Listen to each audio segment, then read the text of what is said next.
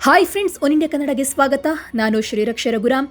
ಸ್ನೇಹಿತರೆ, ಬಾಂಗ್ಲಾದಲ್ಲಿ ಭಾರತೀಯ ವಿದ್ಯಾರ್ಥಿಗಳ ಬ್ರೈನ್ ವಾಶ್ ಅನ್ನು ಮಾಡುವಂತಹ ಒಂದು ಹೊಸ ತಂತ್ರವನ್ನು ಪಾಕ್ ಉಗ್ರರು ಇದೀಗ ಹೆಣೆದಿದ್ದಾರೆ. ಭಾರತದ ವಿರುದ್ಧ ಬಾಂಗ್ಲಾದಲ್ಲಿ ಪಾಕಿಸ್ತಾನ ಹೊಸ ಅಸ್ತ್ರವನ್ನು ಬಳಸ್ತಾ ಇದೆ. ಇದು ಯಾವ ರೀತಿಯಾಗಿದೆ ಅನ್ನುವಂಥದ್ದನ್ನು ನೋಡೋಣ. ಜೊತೆಗೆ ಬಾಂಗ್ಲಾದ ಮಾಜಿ ಪ್ರಧಾನಿಯ ವಿರುದ್ಧ ವಿಚಾರಣೆ ಶುರುವಾಗಿದ್ದು ಶೇಖ್ ಹಸೀನಾಗೆ ಮರಣದಂಡನೆ ಆಗುತ್ತಾ ಅನ್ನುವಂತಹ ಒಂದು ಅನುಮಾನಗಳು ಕೂಡ ಇದೀಗ ಬರ್ತಾ ಇದೆ. ಏನಿದು ಬಾಂಗ್ಲಾದೇಶದಲ್ಲಿ ನಡೀತಾ ಇರುವಂತಹ ಘಟನೆಗಳು ನೋಡೋಣ ಬನ್ನಿ. ಸ್ನೇಹಿತರೆ, ಪಾಕಿಸ್ತಾನ ಹಾಗೆ ಪಾಕಿಸ್ತಾನದ ಭಯೋತ್ಪಾದಕರಿಗೆ ಭಾರತ ಎಷ್ಟು ಪಾಠವನ್ನು ಕಲಿಸಿದ್ರು ಕೂಡ, ಯಾವ ರೀತಿಯಾಗಿ ಪೆಟ್ಟನ್ನು ಕೊಟ್ಟರೂ ಕೂಡ, ಗುದ್ದಿದ್ರು ಕೂಡ, ಬೈದರೂ ಕೂಡ, ಅವಮಾನ ಮಾಡಿದ್ರು ಕೂಡ ಅದು ಬುದ್ಧಿಯನ್ನು ಮಾತ್ರ ಕಲಿಯೋದಿಲ್ಲ. ಹೇಳ್ತಾರಲ್ವಾ, ನಾಯಿ ಬಾಲ ಎಷ್ಟು ನೆಟ್ಟಗೆ ಮಾಡೋಕ್ಕೆ ಪ್ರಯತ್ನ ಪಟ್ಟರು ಅದು ನೆಟ್ಟಗಾಗಲ್ಲ, ಡೊಂಕು ಅಂತ ಹೇಳಿ. ಅದೇ ರೀತಿ ಪಾಕಿಸ್ತಾನದ ಬುದ್ಧಿಯನ್ನು ಎಷ್ಟು ನೆಟ್ಟಗೆ ಮಾಡಲಿಕ್ಕೆ ಪ್ರಯತ್ನ ಪಟ್ಟರು ಕೂಡ, ಭಾರತ ಅಂತಲ್ಲ ಯಾರೇ ಪ್ರಯತ್ನ ಪಟ್ಟರು ಕೂಡ ಪಾಕಿಸ್ತಾನ ಬುದ್ಧಿಯನ್ನು ಕಲಿಯೋಲ್ಲ, ಹಾಗೆ ತನ್ನ ದುರ್ಬುದ್ಧಿಯನ್ನು ಬಿಡಲ್ಲ. ಈಗ ಅದಕ್ಕೆ ಪ್ರೂಫ್ ಅನ್ನುವಂತೆ ಬಾಂಗ್ಲಾದೇಶದ ವಿಶ್ವವಿದ್ಯಾನಿಲಯಗಳಲ್ಲಿ ಕಲಿತಾ ಇರುವಂತಹ ಭಾರತೀಯ ಮೂಲದ ವಿದ್ಯಾರ್ಥಿಗಳಲ್ಲಿ ಭಾರತ ವಿರೋಧಿ ಮನಸ್ಥಿತಿಯನ್ನು ಬಿತ್ತಿ ತಮ್ಮತ್ತ ಸೆಳೆಯುವಂತಹ ತಂತ್ರವನ್ನು, ತಮ್ಮತ್ತ ಸೆಳೆಯುವಂತಹ ಒಂದು ಪ್ಲ್ಯಾನನ್ನು ಲಷ್ಕರ್ ಎ ತೊಯ್ಬಾ ಮತ್ತು ಜೈಷ್ ಎ ಮೊಹಮ್ಮದ್ ಸಂಘಟನೆಗಳು ಮಾಡ್ತಾ ಇವೆ ಅಂತ ಹೇಳಿ ಇದೀಗ ರಿಪೋರ್ಟ್ ಬರ್ತಾ ಇರುವಂಥದ್ದು. ಅಂದರೆ ಬಾಂಗ್ಲಾದೇಶದ ಯೂನಿವರ್ಸಿಟಿಗಳಲ್ಲಿ ನಮ್ಮ ಭಾರತೀಯ ಮೂಲದ ವಿದ್ಯಾರ್ಥಿಗಳು ಕಲಿತಾ ಇದ್ದಾರೆ.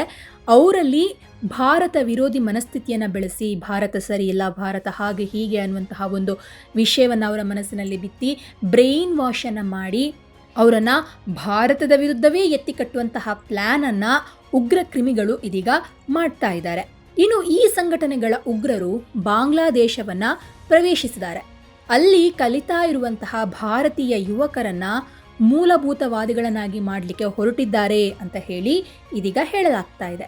ಇದಕ್ಕೆ ಅಲ್ಲಿನ ಜಮಾತ್ ಇ ಇಸ್ಲಾಮಿ ಸೇರಿದಂತೆ ಕೆಲ ಸಂಘಟನೆಗಳು ಕೂಡ ಹೆಲ್ಪನ್ನು ಮಾಡ್ತಾ ಇದ್ದಾವೆ. ಇವುಗಳು ಅಂದರೆ ಜಮಾತ್ ಇ ಇಸ್ಲಾಮಿ ಸೇರಿದಂತೆ ಬೇರೆ ಬೇರೆ ಸಂಘಟನೆಗಳು LET ಜೈಷ್ ಉಗ್ರ ಸಂಘಟನೆಗಳಿಗೆ ಯೂನಿವರ್ಸಿಟಿ ಕ್ಯಾಂಪ್ನಲ್ಲಿ ಸಹಾಯ ಮಾಡ್ತಾ ಇದ್ದಾರೆ ಅಂತ ಹೇಳಿ ಹೇಳಲಾಗ್ತಾ ಇದೆ. ಇನ್ನು ಲಷ್ಕರ್ ಸಂಘಟನೆ ಬಾಂಗ್ಲಾದ ಜಮಾತ್ನ ವಿದ್ಯಾರ್ಥಿ ಸಂಘಟನೆ ಇಸ್ಲಾಮಿ ಛಾತ್ರ ಶಿಬಿರದ ನೆರವಿನೊಂದಿಗೆ ಯೂನಿವರ್ಸಿಟಿಯಲ್ಲಿ ವಿದ್ಯಾರ್ಥಿಗಳನ್ನು ತಮ್ಮತ್ತ ಸೆಳೆಯುವಂತಹ ಪ್ರಯತ್ನವನ್ನು ಮಾಡ್ತಾ ಇದೆ. ವಿವಿಗಳ ಹತ್ತಿರದಲ್ಲಿ ಹರ್ಕತ್ ಉಲ್ ಜಿಹಾದ್ ಅಲ್ ಇಸ್ಲಾಮಿ, ಜಮಾತ್ ಉಲ್ ಮುಜಾಹಿದ್ದೀನ್ನಂತಹ ಸಂಘಟನೆಗಳು ಮದ್ರಾಸಾ ಉಸ್ತುವಾರಿಯನ್ನು ಹೊತ್ಕೊಂಡಿವೆ. ಇಲ್ಲಿ ಇಸ್ಲಾಮಿಕ್ ಅಧ್ಯಯನವನ್ನು ಮಾಡಲಿಕ್ಕೆ ಭಾರತೀಯ ಮುಸ್ಲಿಂ ವಿದ್ಯಾರ್ಥಿಗಳನ್ನು ಇನ್ವೈಟ್ ಮಾಡ್ತಾ ಇವೆ. ಅಲ್ಲಿ ಧಾರ್ಮಿಕ ವಿಚಾರದ ಬಗ್ಗೆ ಚರ್ಚೆ ಮಾಡಲಿಕ್ಕೆ ಲಷ್ಕರ್ ವಿಡಿಯೋಗಳನ್ನು ವಿದ್ಯಾರ್ಥಿಗಳಿಗೆ ತೋರಿಸಿ, ಅಂದರೆ ಅವರ ಬ್ರೈನನ್ನು ವಾಶ್ ಮಾಡಿ ಅವರಲ್ಲಿ ಸಾತ್ವಿಕ ಮನಸ್ಥಿತಿಯನ್ನು ಕಳೆದುಕೊಳ್ಳುವಂತೆ ಮಾಡಿ ಅವರಲ್ಲಿ ಉಗ್ರತ್ವದ ಬಗ್ಗೆ ಒಳ್ಳೆಯ ಅಭಿಪ್ರಾಯ ಬರುವಂತೆ, ಉಗ್ರತ್ವ ಅನ್ನುವಂಥದ್ದು ಒಳ್ಳೆಯದು ಹಾಗೆ ಹೀಗೆ ಅನ್ನುವಂತಹ ಒಂದು ಅಭಿಪ್ರಾಯವನ್ನು ಅವರ ಮನಸ್ಸಿನಲ್ಲಿ ಬಿತ್ತುವಂತಹ ಒಂದು ಪ್ರಯತ್ನವನ್ನು ಮಾಡಲಾಗ್ತಾ ಇದೆ. ಇನ್ನು ಭಾರತ ವಿರೋಧಿ ಮನಸ್ಥಿತಿ ಸೃಷ್ಟಿ. ಹೌದು, ಬಾಂಗ್ಲಾದಲ್ಲಿ ಕಲಿತಾ ಇರುವಂತಹ ಭಾರತೀಯ ಮುಸ್ಲಿಂ ವಿದ್ಯಾರ್ಥಿಗಳಿಗೆ ಭಾರತದ ಬಗ್ಗೆ ಕೆಟ್ಟ ಅಭಿಪ್ರಾಯ ಬರುವಂತೆ, ಭಾರತ ಸರಿಯಿಲ್ಲ, ಭಾರತ ಹಾಗೆ ಮಾಡ್ತಾ ಇದೆ, ಹೀಗೆ ಮಾಡ್ತಾ ಇದೆ ಅನ್ನುವಂತಹ ಅಭಿಪ್ರಾಯ ಬರುವಂಥ ರೀತಿಯಲ್ಲಿ ಪಾಕ್ ಉಗ್ರ ಸಂಘಟನೆಗಳು ತಮ್ಮ ಒಂದು ಟ್ರ್ಯಾಪನ್ನು ತುಂಬ ವಿಸ್ತರಿಸ್ತಾ ಇದೆ. ಇನ್ನು ಭಾರತದಿಂದ ಕೊಲ್ಲಲ್ಪಟ್ಟ ಉಗ್ರರನ್ನು ಹುತಾತ್ಮರು ಅಂತ ಹೇಳಿ ಢಾಕಾ ವಿವಿ ತುಂಬ ಏನಂತ ಹೇಳ್ತಾರೆ ವೈಭವೀಕರಿಸಿ ಹೇಳ್ತಾ ಇದೆ. ಇದಕ್ಕೆ ಅಲ್ಲಿನ ವಿದ್ಯಾರ್ಥಿಗಳಂದರೆ ಭಾರತೀಯ ವಿದ್ಯಾರ್ಥಿಗಳು ಕೂಡ ಹೌದು ಹೇಳಬೇಕು ಅನ್ನೋ ರೀತಿಯಲ್ಲಿ ಅವರ ಬ್ರೈನನ್ನು ವಾಶ್ ಮಾಡ್ತಾ ಇದ್ದಾರೆ. ಇದಲ್ಲದೆ ಪಹಲ್ಗಾಮ್ ದಾಳಿಯಂತಹ ಘಟನೆಗಳ ವಿಡಿಯೋವನ್ನು ಭಾರತದ ವಿರೋಧಿಯಾಗಿ, ಅಂದರೆ ಭಾರತದ ವಿರುದ್ಧವಾಗಿ ಪ್ರದರ್ಶಿಸಲಾಗ್ತಾ ಇದೆ ಅಂತ ಹೇಳಿ ವರದಿಯಾಗಿದೆ. ಇದು ಮಾತ್ರವಲ್ಲದೆ ಈ ಸಿದ್ಧಾಂತಗಳನ್ನು ಒಪ್ಪಿ ಮೂಲಭೂತವಾದಿಗಳಾಗಿ ಬದಲಾಗುವಂತಹ ಭಾರತೀಯ ವಿದ್ಯಾರ್ಥಿಗಳನ್ನು ಬಾಂಗ್ಲಾದ ಮೂಲಕ ಲಷ್ಕರ್ ಸಂಘಟನೆ ಮಯನ್ಮಾರ್ ಅಥವಾ ನೇಪಾಳದ ಮಾರ್ಗವಾಗಿ ಪಾಕಿಸ್ತಾನದ ತನ್ನ ಶಿಬಿರಗಳಿಗೆ ಕಳುಹಿಸುತ್ತದೆ. ಇನ್ನು ಆಗಾಗ ಭಾರತದಲ್ಲಿ ಮುಸ್ಲಿಮರ ದಬ್ಬಾಳಿಕೆ ನಡೀತಾ ಇದೆ ಎನ್ನುವ ಮೂಲಕ ಜಿಹಾದಿ ಮನಸ್ಥಿತಿಯನ್ನು ಹೇರಲಿಕ್ಕೆ ಪ್ರಯತ್ನಿಸ್ತಾ ಇದೆ. ಇದ್ರ ಜೊತೆಗೆ ಆರ್ಥಿಕವಾಗಿ ಸೆಳೆಯುವಂತಹ ಉದ್ದೇಶವನ್ನು ಕೂಡ ಈ ಉಗ್ರರು ಬಳಸಿಕೊಳ್ತಾ ಇದ್ದಾರೆ. ಅಂದರೆ ಕೆಲವರು ಆರ್ಥಿಕವಾಗಿ ಕೆಲವು ವಿದ್ಯಾರ್ಥಿಗಳು ತುಂಬ ದುರ್ಬಲವಾಗಿರ್ತಾರೆ, ಫಿನಾನ್ಷಿಯಲಿ ತುಂಬ ಪುವರ್ ಆಗಿರ್ತಾರೆ. ಅಂತಹ ವಿದ್ಯಾರ್ಥಿಗಳಿಗೆ, ಅಂದರೆ ಅಂತಹ ಭಾರತೀಯ ವಿದ್ಯಾರ್ಥಿಗಳಿಗೆ ಎಸ್ಪೆಷಲಿ ಅವರಿಗೆ ಸ್ಕಾಲರ್ಶಿಪ್ಪನ್ನು ಕೊಡೋದು ಅಥವಾ ಬೇರೆ ಬೇರೆ ರೀತಿಯಾಗಿ ಸಹಾಯವನ್ನು ಮಾಡೋದ್ರ ಮೂಲಕ ತಮ್ಮತ್ತ ಸೆಳೆಯುವಂತಹ ಒಂದು ಪ್ರಯತ್ನವನ್ನು ಮಾಡ್ತಾ ಇದೆ. ಈ ರೀತಿ ಹಂತ ಹಂತವಾಗಿ ಸರಿಯಾದ ತಂತ್ರವನ್ನು ಹೆಣೆದು ಭಾರತೀಯ ವಿದ್ಯಾರ್ಥಿಗಳು, ಅದರಲ್ಲೂ ಕೂಡ ಯುವಕರ ಮನಸ್ಸನ್ನು, ಬ್ರೈನನ್ನು ವಾಶ್ ಮಾಡಿ ಭಾರತ ವಿರೋಧವಾದಂತಹ ಒಂದು ಮನಸ್ಥಿತಿ ಅವರಲ್ಲಿ ಹುಟ್ಟುಹಾಕಿ ಭಾರತೀಯರನ್ನೇ ಭಾರತದ ವಿರುದ್ಧ ದ್ವೇಷ ಹುಟ್ಟುವಂತೆ ಮಾಡುವಂತಹ ದುಷ್ಕೃತ್ಯಕ್ಕೆ ಇದೀಗ ಪಾಕ್ ಮುಂದಾಗಿದೆ. ಅದಕ್ಕೆ ಬಾಂಗ್ಲಾದೇಶ ಸಹಾಯ ಮಾಡ್ತಾ ಇರುವಂಥದ್ದು ಒಂದು ರೀತಿಯಲ್ಲಿ ಬೇಸರದ ವಿಷಯ ಅಂತಲೇ ಹೇಳಬಹುದು. ಸ್ನೇಹಿತರೆ, ಇನ್ನೊಂದು ವಿಷಯ ಅಂತಂದರೆ ಬಾಂಗ್ಲಾದ ಮಾಜಿ ಪ್ರಧಾನಿ ಶೇಖ್ ಹಸೀನಾ ವಿರುದ್ಧ ಇದೀಗ ವಿಚಾರಣೆ ಶುರುವಾಗಿರುವಂಥದ್ದು. ಯಾವ ವಿಚಾರಕ್ಕೆ ಈ ವಿಚಾರಣೆ ಶುರುವಾಗಿದೆ, ಹಾಗೆ ಶೇಖ್ ಹಸೀನಾಗೆ ಯಾಕೆ ಮರಣದಂಡನೆ ಶಿಕ್ಷೆ ಆಗುವ ಸಾಧ್ಯತೆ ಇದೆ ನೋಡೋಣ. ಸ್ನೇಹಿತರೆ, ಬಾಂಗ್ಲಾದೇಶದ ಮಾಜಿ ಪ್ರಧಾನಿ ಶೇಖ್ ಹಸೀನಾ ಅವರಿಗೆ ಸಮಸ್ಯೆಗಳು ಮೇಲಿಂದ ಮೇಲೆ ಬರ್ತಾ ಇದೆ. ಜುಲೈ ದಂಗೆಯ ಸಂದರ್ಭದಲ್ಲಿ ಮಾನವೀಯತೆಯ ವಿರುದ್ಧದ ಅಪರಾಧಗಳನ್ನು ಅಂತಾರಾಷ್ಟ್ರೀಯ ಅಪರಾಧ ನ್ಯಾಯಮಂಡಳಿ ICT ಪ್ರಾಸಿಕ್ಯೂಟರ್ ಔಪಚಾರಿಕವಾಗಿ ಅವ್ರ ಮೇಲೆ ಆರೋಪವನ್ನು ಹೊರಿಸಿದ್ದಾರೆ.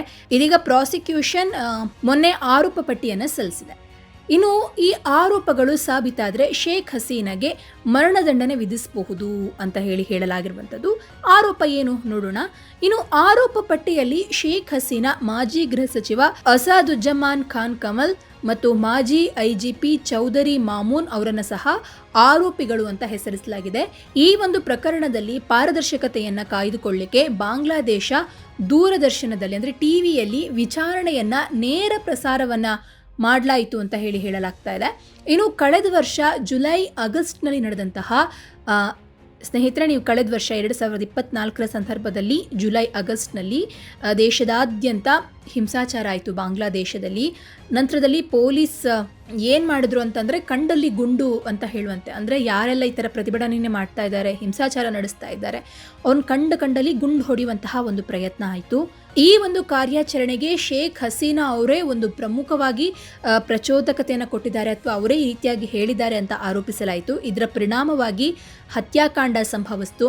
ಮೇ 12ರಂದು ತನಿಖಾ ಅಧಿಕಾರಿಗಳು ವರದಿಯನ್ನ ಸಲ್ಲಿಸಿದ್ದಾರೆ. ಇನ್ನು ಶೇಖ್ ಹಸೀನಾ ಅವರೇ ಈ ರೀತಿಯ ಹತ್ಯೆಗಳಿಗೆ ಆದೇಶಿಸಿದ್ದಾರೆ ಅಂತ ಹೇಳಲಾಗ್ತಾ ಇದೆ. ಇನ್ನು ಈ ಒಂದು ಪ್ರತಿಭಟನೆಯ ನಿಗ್ರಹದ ವೇಳೆ ಸುಮಾರು 1400 ಜನರ ನರಮೇಧವಾಗಿದೆ ಅನ್ನುವಂಥದ್ದು ಕೂಡ ಇದೀಗ ಒಂದು ರೀತಿಯಲ್ಲಿ ಶಾಕಿಂಗ್ ವಿಷಯ ಅಂತಾನೆ ಹೇಳಬಹುದು. ಬಾಂಗ್ಲಾದೇಶದ ನ್ಯಾಯಮಂಡಳಿ ಶೇಖ್ ಹಸೀನಾ ಅವರನ್ನ ದೋಷಿ ಅಂತ ಹೇಳಿ ನಿರ್ಧಾರ ಮಾಡಿದೆ. ಇನ್ನು ಪಾಕಿಸ್ತಾನದಿಂದ ವಿಮೋಚನೆಗೊಂಡ ನಂತರ ಪಾಕಿಸ್ತಾನಿ ಸೈನಿಕರನ್ನ ವಿಚಾರಣೆ ನಡೆಸಲಿಕ್ಕೆ ಇದನ್ನ ಮಾಡಲಾಯಿತು. ಅನೇಕ ಜಮಾತ್ ಮತ್ತು BNP ನಾಯಕರನ್ನ ಸಹ ವಿಚಾರಣೆಗೆ ಒಳಪಡಿಸಿ ಮರಣದಂಡನೆಯನ್ನು ವಿಧಿಸಲಾಗಿದೆ. ಇನ್ನು ಬಾಂಗ್ಲಾದೇಶದ ದಂಗೆಯ ನಂತರ ಶೇಖ್ ಹಸೀನಾ ಭಾರತದಲ್ಲಿ ವಾಸಿಸ್ತಾ ಇದ್ದಾರೆ. ಪ್ರತಿಭಟನೆಗಳ ನಂತರ ಅವರು ಭಾರತಕ್ಕೆ ಬಂದರು. ಬಾಂಗ್ಲಾದೇಶದ ಮಧ್ಯಂತರ ಸರ್ಕಾರ ಶೇಖ್ ಹಸೀನಾ ಅವರನ್ನು ಭಾರತಕ್ಕೆ ಹಿಂತಿರುಗಿಸಬೇಕು ಅಂತ ಹೇಳಿ ಒತ್ತಾಯಿಸ್ತಾ ಇದೆ.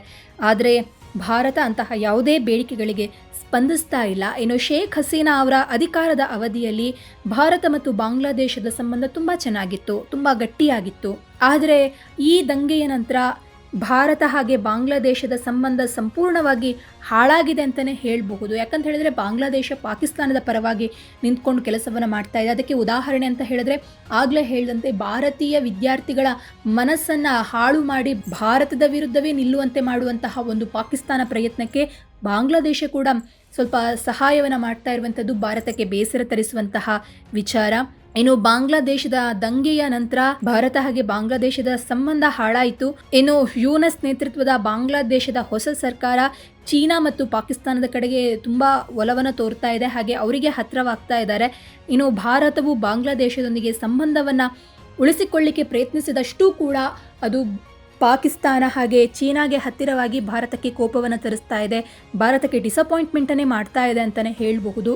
ಒಟ್ಟಿನಲ್ಲಿ ಭಾರತ ಹಾಗೆ ಬಾಂಗ್ಲಾದೇಶದ ಸಂಬಂಧ ಸರಿಯಾಗುವ ಲಕ್ಷಣಗಳು ಕಾಣಿಸ್ತಾ ಇಲ್ಲ. ಇದರ ಮಧ್ಯದಲ್ಲಿಯೇ ಬಾಂಗ್ಲಾದೇಶದಲ್ಲಿ ಭಾರತೀಯ ವಿದ್ಯಾರ್ಥಿಗಳಿಗೆ ಈ ರೀತಿಯಾಗಿ ಬ್ರೈನ್ ವಾಶ್ ಮಾಡ್ತಾ ಇರುವಂಥದ್ದಾಗಿರಬಹುದು. ಹಾಗೆ ಭಾರತ ಸರ್ಕಾರ ಜೊತೆಗೆ ಚೆನ್ನಾಗಿದ್ದಂತಹ ಮಾಜಿ ಪ್ರಧಾನಿ ಶೇಖ್ ಹಸೀನಾಗೆ ಇದೀಗ ಮರಣದಂಡನೆ ವಿಧಿಸುವಂತಹ ಒಂದು ಕ್ರಮದ ಕುರಿತಾಗಿರಬಹುದು. ಇದೆಲ್ಲವೂ ಕೂಡ ಒಂದು ರೀತಿಯಲ್ಲಿ ಬೇಸರ ತರಿಸುವಂತಹ ವಿಚಾರ. ಭಾರತ ಮುಂದಿನ ದಿನಗಳಲ್ಲಿ ಇದರ ಕುರಿತು ಏನು ಹೇಳುತ್ತೆ ಅಥವಾ ಯಾವ ರೀತಿಯ ಕ್ರಮಗಳನ್ನು ಕೈಗೊಳ್ಳುತ್ತೆ ಅನ್ನುವಂಥದ್ದನ್ನು ಕಾದು ನೋಡಬೇಕು. ಧನ್ಯವಾದ.